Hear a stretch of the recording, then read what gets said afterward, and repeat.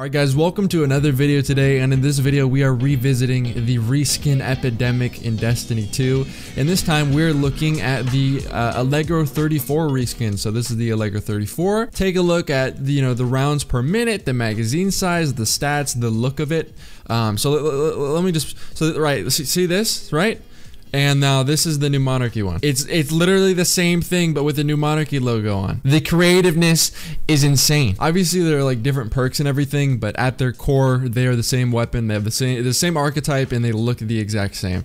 But this is, it's not a reskin, okay? It's the Allegro 34's older sister.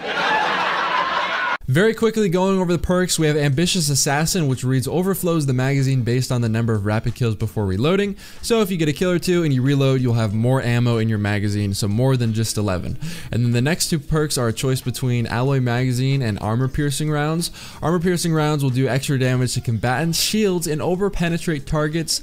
So not really a PvP thing. The only thing you're going to get out of it is that slightly increased range or boost in range. And then the other one is Alloy Magazine, so you get a better reload when your mag is empty. So the reload speed on this gun is pretty slow, but the range is decent, so you can kind of play around and use whichever one feels best to you, because the magazine is pretty big. The Allegro is only 9, this has 11 magazine, but the reload on this thing is really slow. You have 3 different sight choices. You have Hitmark HCS, which will give you a lot of range, but it's going to kick off some stability. Steady Hand, which is in my opinion the best sight in Destiny 2, gives you a good mix of range, stability, and handling speed, because this weapon already has pretty good range by itself, especially if you're running Armor Piercing Rounds. And then the final choice, which is Crossfire HCS, increases range, slightly decreases stability, and slightly decreases handling speed. So in my opinion, if you're asking me, go with this one. Alright, so transitioning into how the gun feels in PvP, the overall archetype is really good. It's my favorite archetype. I love energy weapons for some reason. Kinetics are good,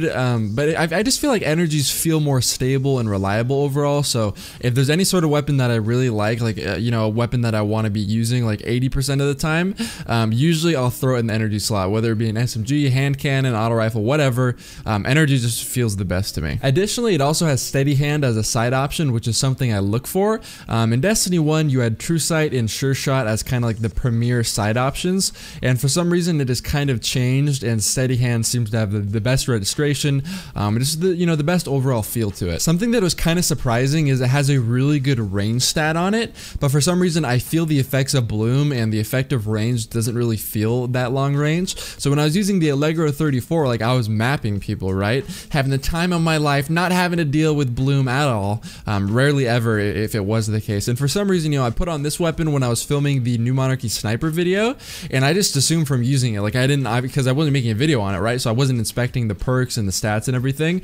So to me, it felt like this weapon had worse range than the Allegro 34, which is the blue version of it.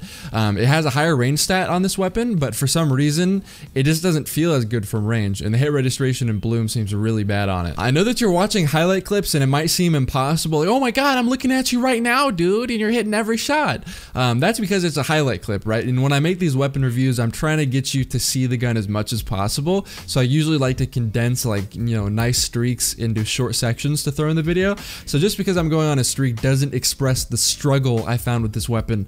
Going against the better devils with how much flinch there is from explosive rounds and the bad range and the ridiculous bloom on this gun. And I can only imagine what it's like on console, where for some reason the bloom is a lot worse. You're going to struggle a lot in gunfights against anything with flinch. So whether it be high caliber rounds on an auto rifle or explosive rounds on the better devils, it's going to be a rough uphill battle for you. Unfortunately, the perks on this gun are very much focused around PvE, and as you can see, a lot of the just different aspects of the gun are kind of focused around having lots of ammo. You have 11 in the magazine, however you have a really slow reload time, and then you have the first perk, which gives you extra magazine size. So if you kill a few people, reload, upon reloading you'll have more ammo in your magazine. So it's a great perk for PvE. And then if you stack that with flared magwell, losing a little bit of range on your gun is not going to do anything when you're shooting at dregs. So it's like, it could be really, really good, but it just has a few throwaway perks in the sense that armor piercing rounds really isn't a great thing to be using in PvP. And then on top of that, the magazine size thing isn't great either, because it's 4v4, right? We only have one team size format. So if you get 2 kills and you reload, congratulations, you have 14 in your magazine size, but do you need 14 bullets to kill the last 2 people?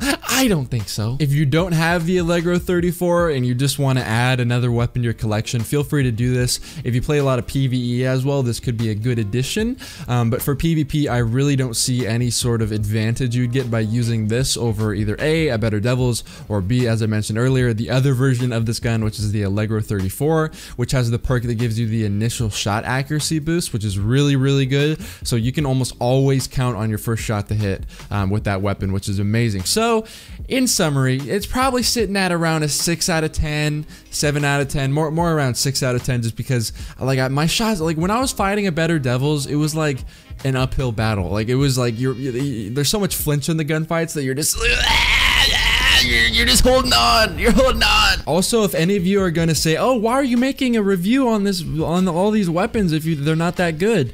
Well, the problem is there's not really any weapons in Destiny 2 that are very standout weapons that are something that have been introduced recently. There's like the typical stuff like the Uriel's Gift, the Better Devils, the Last Hope, stuff like that. But do you guys need a video on that stuff? Because I feel like we already know these things are really good, right? So I'm trying to cover new stuff.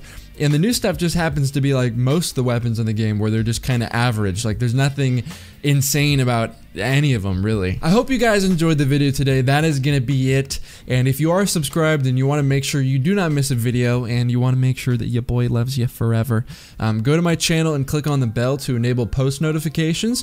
I'll have some more videos going up soon. Played some Star Wars Battlefront, which I'll have a video out for very quickly. It's a 76 elimination game in 8v8. It was like the game's a lot of fun. Hopefully you enjoyed this video, and I'll see you next time.